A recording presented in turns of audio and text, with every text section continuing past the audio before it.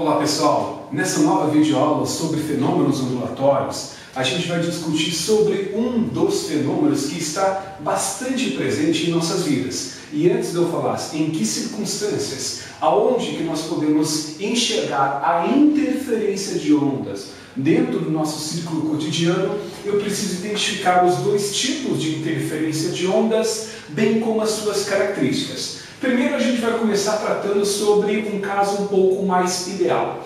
Vamos imaginar que uma corda tenha sido esticada horizontalmente, eu tenha segurado essa corda em uma das pontas e um outro colega na outra ponta. E cada um tenha dado uma chacoalhada nessa corda. E o resultado destas chacoalhadas tenham sido esses dois pulsos, essas duas ondas que se movem em sentidos contrários. Esse primeiro pulso tem uma determinada amplitude, que eu estou aqui representando por A1.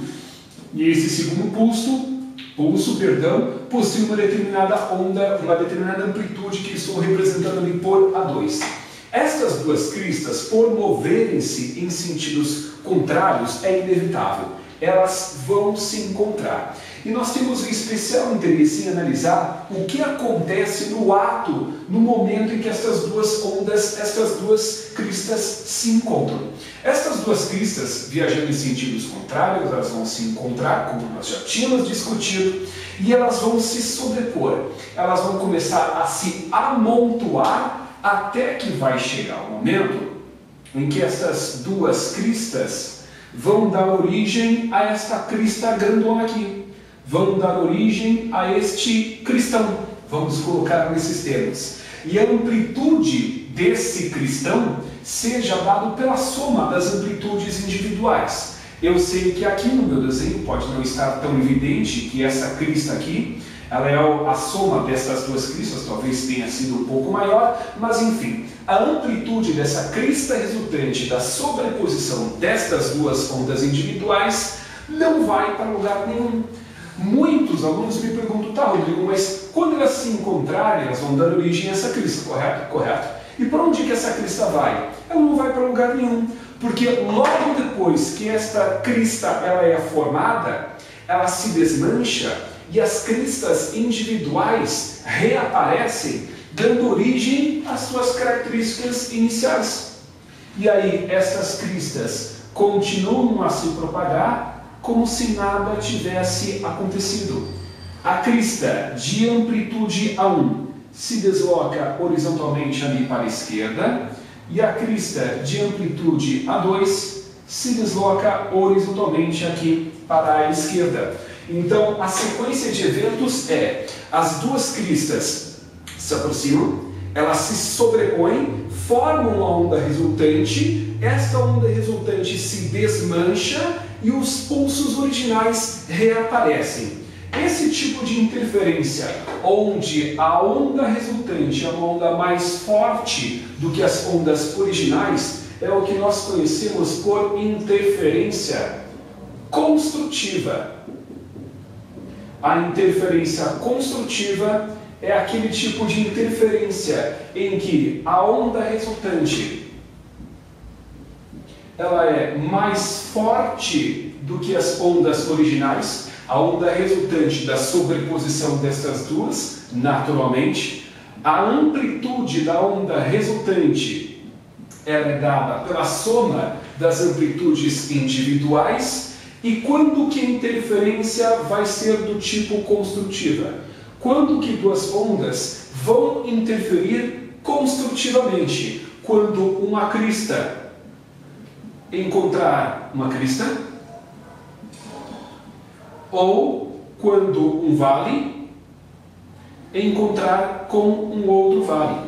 Se ao invés de duas cristas terem sido geradas aqui, tivesse sido dois vales, o resultado seria um vale grandão, tá? Com uma amplitude que é dada pela soma das amplitudes individuais destes dois vales. Agora, para a gente abordar o segundo tipo de interferência, vamos analisar essa outra ilustração. Vamos supor que aqui eu tenho a mesma situação. Duas pessoas segurando as pontas de uma corda. Em uma ponta, uma pessoa dá uma chacoalhada dando origem a esta crista. E na outra ponta, a outra pessoa tenha dado uma chacoalhada dando origem a este vale. A amplitude da crista é dada por A1, a amplitude do vale é dada por A2. Estes dois pulsos viajam em sentidos opostos e eles vão se encontrar. E eu estou interessado em analisar o que acontece com estes pulsos no ato do encontro. Percebam, se aqui crista com crista dava origem a uma crista com uma amplitude que era dada pela soma das amplitudes individuais, quando este vale estiver embaixo dessa crista, é como se a amplitude da crista fosse descontada pela amplitude do vale. E o resultado desta sobreposição tenha sido uma cristinha com esta amplitude aqui. Então, quando este vale estiver embaixo dessa crista, repito, o resultado da sobreposição destes dois pulsos seria nada mais nada menos do que uma crista com uma amplitude menor do que a original. Mas por que o resultado da sobreposição tem que ser uma crista? Porque a amplitude da crista é maior do que a amplitude do vale. Então quer dizer que se o vale tivesse uma amplitude maior do que a crista, o resultado seria um vale? A onda resultante seria representada por um vale? Exatamente isso. Muito bem, Rodrigo. E se eu tivesse uma outra situação? Se a amplitude da crista fosse exatamente na mesma medida da amplitude do vale, o que ia acontecer no resultado dessa interferência? Seria uma onda com amplitude nula. Seria uma corda perfeitamente esticada. Tá, mas o que aconteceria depois? Aconteceria depois a mesma coisa que acontece aqui. Depois que esse pulso resultante se forma, os pulsos originais reaparecem, cada um seguindo a sua vida como se nada tivesse acontecido, como nós tínhamos ilustrado inicialmente. Aqui nós teríamos o vale e aqui a crista. A crista reaparece, movendo-se para a direita, o vale reaparece, movendo-se para a esquerda. Então vejam que aqui a onda resultante, tá? Essa onda resultante não vão para lugar nenhum, essas ondas resultantes. Estas ondas resultantes se formam, elas se desmancham logo a seguir e os pulsos originais reaparecem como se nada tivesse acontecido. Esse tipo de interferência, meus caros, é conhecido como interferência destrutiva. A interferência destrutiva tem como características, primeiramente, a onda resultante é uma onda mais fraca que a onda mais forte das originais. O que eu quero dizer com isso é o seguinte: das duas ondas, esta aqui, esse é o pulso com maior amplitude, né? Pois bem, na interferência resultante, a onda resultante vai ter uma amplitude que é sempre menor do que a maior das amplitudes antes de ocorrer a interferência destrutiva. A amplitude da onda resultante é dada pela diferença das amplitudes individuais. Aí está a explicação da onda resultante ser mais fraca que a mais forte das ondas originais. E a interferência destrutiva acontece quando uma crista encontra um vale ou quando o vale encontra uma crista. Bom, eu havia colocado no início dessa videoaula que este é um fenômeno ondulatório, um dos mais presentes no nosso cotidiano. Eu disse que ia identificar algumas características e posteriormente eu ia falar um pouquinho sobre as aplicações práticas de interferência de ondas. Pois bem, chegou a hora. Aposto que você, que está assistindo essa videoaula, por exemplo, no seu computador, já deve ter percebido que quando você está usando o computador e o celular está prestes a receber uma chamada ou uma mensagem de texto, você não ouve uma espécie de zunido, tá, saindo da sua caixa de som do computador? Pois bem, este é o resultado da interferência do sinal de celular nas ondas eletromagnéticas produzidas pelo próprio computador. Você que gosta de tocar algum instrumento musical, que tem aquele seu cubo em casa, você toca guitarra, um violão elétrico, até mesmo seja lá qual for um instrumento conectado a essa caixa de som, esse cubo, já deve ter percebido, e quando você liga ele em alguns momentos, você consegue literalmente sintonizar uma rádio local. Isso acontece porque as ondas eletromagnéticas da rádio estão causando interferência nas ondas eletromagnéticas produzidas pelo próprio cubo, pelo próprio amplificador. Eu aqui em Chapecó, Santa Catarina, na cidade que eu resido, tá, tem uma antena de uma rádio perto da minha casa, que é muito comum você tirar o telefone do gancho, o telefone fixo do gancho, e você literalmente ouvir a programação da rádio, pois as ondas eletromagnéticas da rádio estão causando interferência no funcionamento do aparelho fixo. Quem nunca, por exemplo, pegou a linha cruzada quando tira o telefone, geralmente o fixo, né? O telefone sem fio fixo, do gancho e aperta no botão para falar e você já ouve alguém falando porque pescou a linha cruzada com alguém que está próximo ao local onde você está. Mais um exemplo de interferência de onda eletromagnética. Eu vou encerrar esta videoaula falando um pouquinho sobre um outro tipo de fenômeno ondulatório bastante curioso e que geralmente causa espanto nas pessoas, principalmente depois de ver as imagens que eu vou sugerir depois que eu falar sobre esse fenômeno. Eu estou falando sobre a ressonância.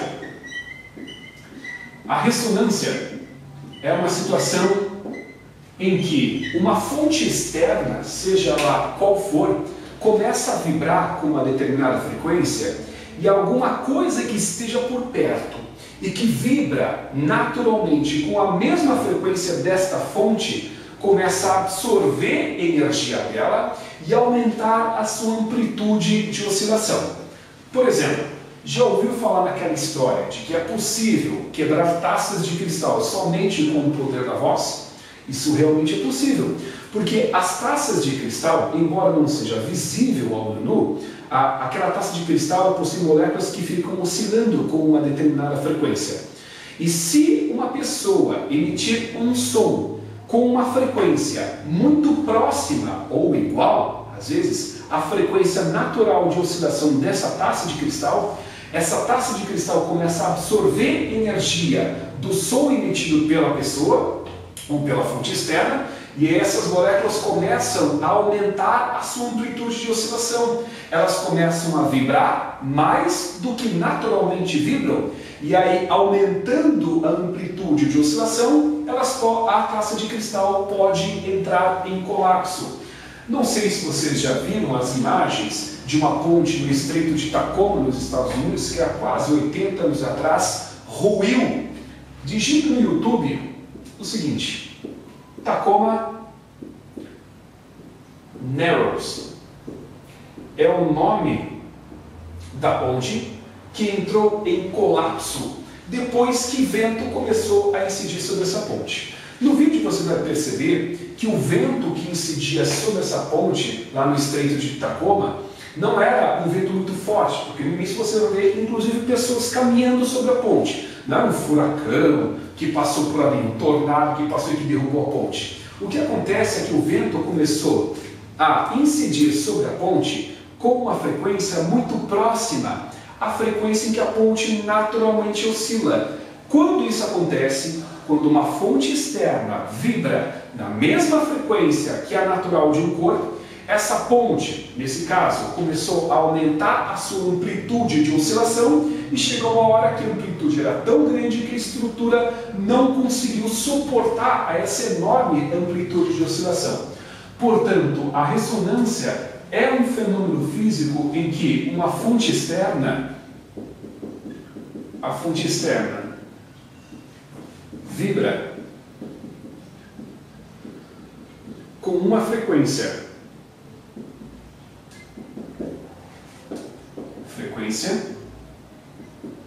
muito próxima à frequência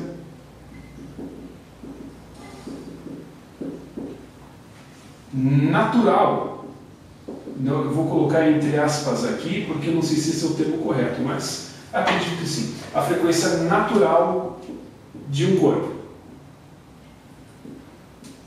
E aí, como consequência, há um aumento,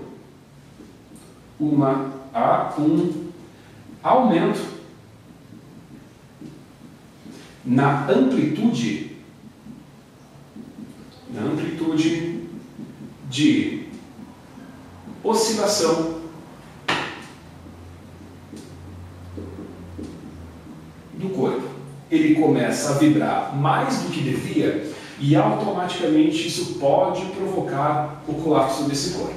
Muito bem, no caso da taça de cristal, não sei se isso é tão simples de se fazer, não sei se qualquer pessoa consegue, porque a pessoa tem que ter um pleno domínio das suas cordas vocais para que emita o som exatamente na mesma medida que é necessária para provocar esse fenômeno de ressonância. Pois bem, isso é o que eu tenho a lhes dizer em relação a esses dois fenômenos ondulatórios que a gente trabalhou. Mais uma vez, eu agradeço a atenção de vocês e espero contar com a sua visualização nos próximos vídeos, nas próximas videoaulas de física. Mais uma vez, obrigado pela atenção e bons estudos e até a próxima videoaula.